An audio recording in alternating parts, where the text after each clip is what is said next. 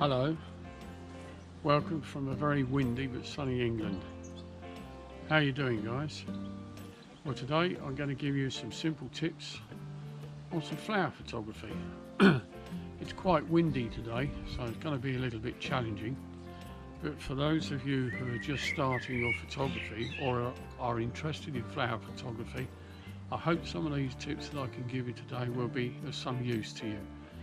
I'm not going to go into anything complicated because, like any journey with photography, it starts here.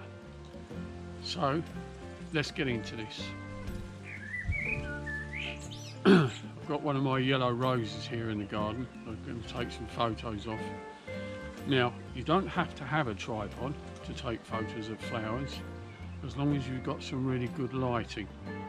If the flower is in the shade and it's a sunny day, it'd still be quite bright in the shade, but you'll get plenty of light to your camera. What you don't want is a shutter speed that's very slow, especially on a windy day though. You're going to need quite a fast shutter speed to freeze the movement of the flower. So if it's moving like this, you want a fast shutter speed. So you might have to push your ISO up on the camera, depending what lenses you're using. If you're using quite a long lens, then you'll have to push your ISO up, maybe to 800 or more, to get a fast shutter speed. Having said that, if you've got a tripod, it does help. Now this tripod is one that I don't carry around too often. It's a bit of a beast. It weighs 3 kilos. But the smaller tripod that the GoPro's on, that only weighs 1.5 kilos, and it's ideal to carry around. So we've got the yellow rose. I've got a 12 to 40mm lens on here at the moment, and I've set the aperture wide open because I don't want any of the background. I simply want the flower, and it retains a lot of detail. Do you remember what I said to you about apertures? The wider the aperture is, the less focus there is behind it. So it's going to be very sharp at the front, then the focus at the back will disappear very quickly and it will become blurred. A small aperture, okay, will be very detailed here, and you'll get lots of detail further back and it will still be in focus. Now that's fine if the flower, and you've got other flowers behind of the same type, that will blend in beautifully, because the flowers behind, even though they're out of focus, will still complement the flower at the front, but you need to really bring that out to make it stand out. So camera's in front of the flower, we'll take a shot, and then I'm going to bring you behind the scenes of the camera so you can see exactly what I'm shooting at and how it comes out.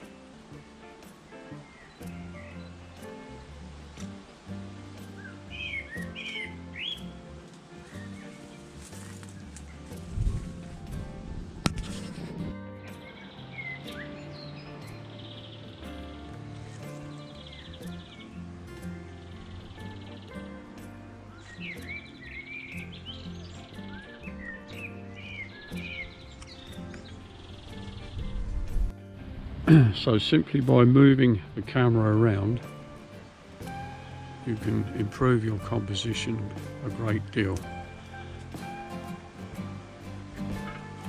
This side view is not very nice. See, there's a lot of clutter behind the background, and even with a wide aperture, the flower itself is too much of the side view. But coming towards the front of the flower, can really enhance the look of it. Even with compact cameras with a zoom lens, you can still get some really nice photos, but you want some decent lighting as well. Flowers in the shade always look nice because they have their own natural colour.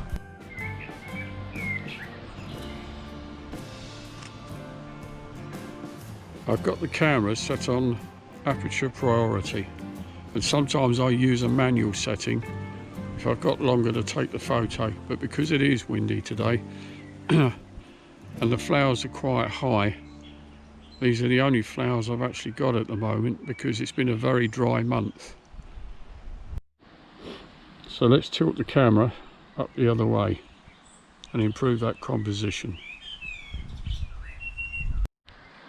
Now by tilting the camera the other way, as you can see, the composition is better.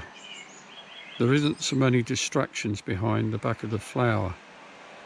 But as I say, this is a prime lens which opens up to 1.8, but you can still do the same with other lenses. You just need to move around the flower and make sure there's no nasty distractions behind it, because after all, the flower is the subject. If you're taking a photo of lots of flowers, then a wider lens would be great, but you still have to be careful with a wide lens that you don't get the barrel distortion. You can correct that in Photoshop. So this composition is looking nicer now. Now let's try something else with the same lens. So this time we pointed the lens right down onto the camera instead of square on it, and it's looking really nice. But at the bottom right there's a couple of dead leaves or dying leaves, and they are a little bit of a distraction, and because they are dying and they're quite shiny, the back side of the leaves are facing to the sky. So let's get rid of those.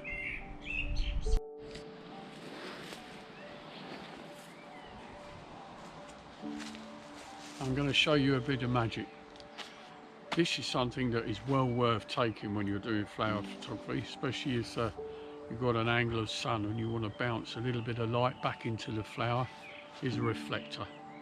These can be really good just for pushing that extra little bit of light onto a flower it's a bit too dark without using any artificial lights. And these are great. Voila!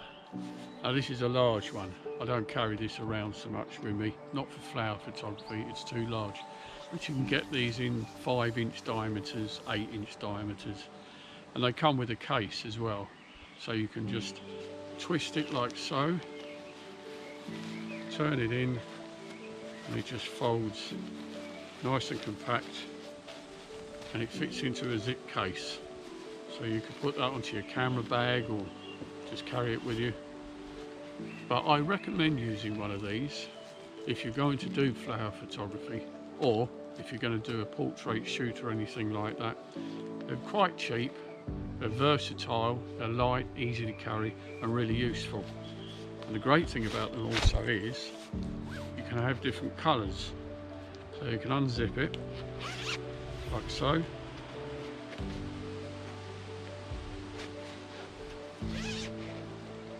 Take out the middle, and you can even just use this to bounce the light back in. Okay, you can see the light changing there. And it just pushes the light back on. And you can change these inside out, so you could have a black part of the reflector on there, put the gold part away, and you can use the silver part of the reflector. So they come in different sizes, they're not very expensive. But the smaller 5-inch ones, about so large, they'd be ideal for pushing the light back into your subject. So perhaps that's worth looking at. And if you really want to start flower photography, I do recommend one of these. They can be very, very useful, to say the least. So a nice reflector, simple, effective, and just folds away normally. Alright, so get one of these. One other little effect that can also enhance your flower is to add some droplets of water. I normally use an atomizer for this, but of course as I went to try it today it decided to break, so I've just got a small container with some water. Let's take a few shots with some water droplets on there. Now first thing in the morning, of course, if you go out and take photographs of flowers, especially if it's been quite a cold night, there's a lot of dew, then you can get some beautiful shots of the water droplets on the petals and everything. But because it's later in the day today, we'll just add a few. But you could take a small atomizer with you in your pocket or in your bag, and you could spray some water on the flower if you want to. Just put some droplets on there, bring it out. So, we'll put some water on the flower,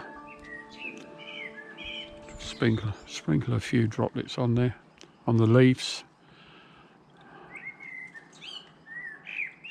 Don't want too many. You don't want the water really running off. Just the droplets themselves will look really nice. Again, just another idea. And we'll take a few shots before the wind decides to blow them away.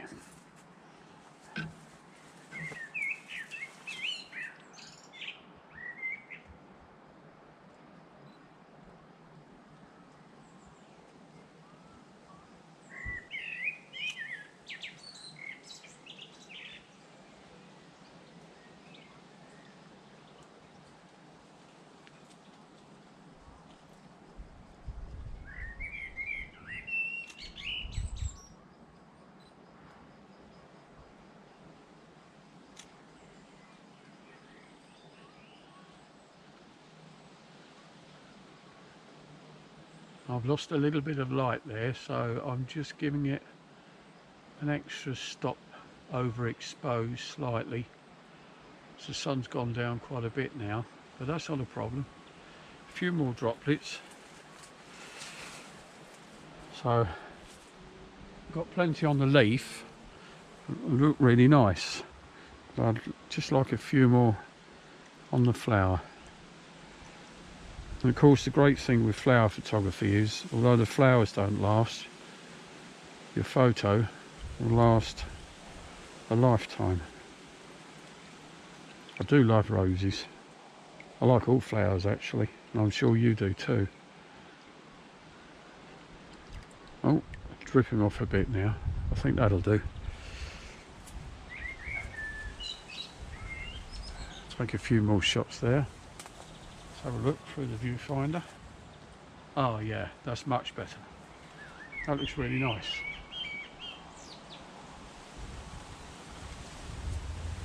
I've just got to wait for the wind to stop. That's the other thing with flower photography. If the flower's set in the correct position in the viewfinder and it's windy, just wait till you get that little drop in the wind to get the shot, because otherwise you might end up taking photos where the flower's blown out of the viewfinder or it's out of focus. So just wait a second for the lull in the wind and then take the photo while it's in the viewfinder. Remember to look round the viewfinder when you're taking the photos of the flowers. Make sure there's no really nasty distractions. You could have a really good flower shot, but if there's a lot of distraction behind the flower, it takes the eye away from the main subject. As with most subjects, if the background's cluttery or messy, just look around for a nice composition to get your shot before you take it.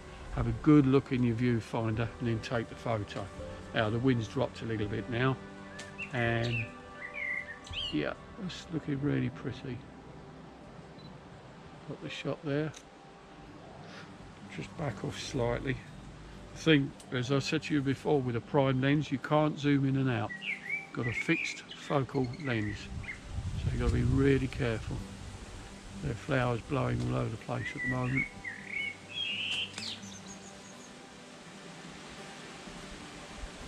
Okay, no, gotta wait. Come on, wind. Stop. Just want to get this shot. Okay.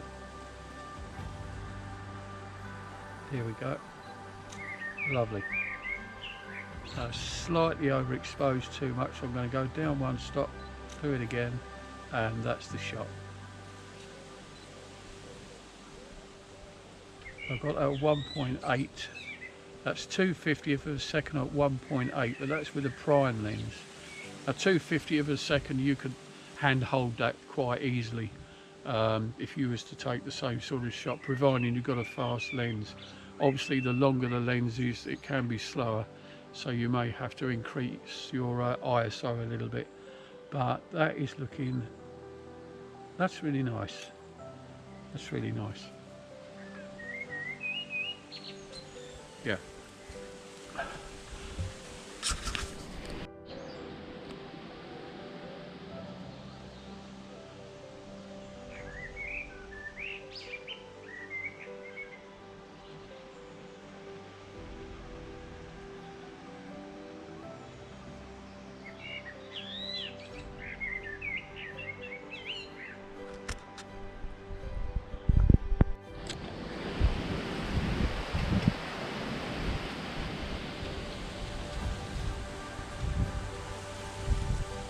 So there you are, a few simple tips to get some really nice shots of a flower.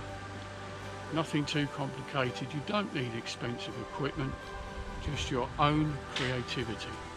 It's not the camera, it's you that takes the photo. You simply use the camera for your settings. It's a tool and nothing more. Even a compact camera will still produce some nice photos. You just need to think a little bit about what you're doing rather than saying, oh, there's a nice flower, let's just take a photo. Think about what you're doing. Look at the surrounding area of the flower. I've simply put some water droplets just to enhance the subject a little bit more, make it a bit more interesting.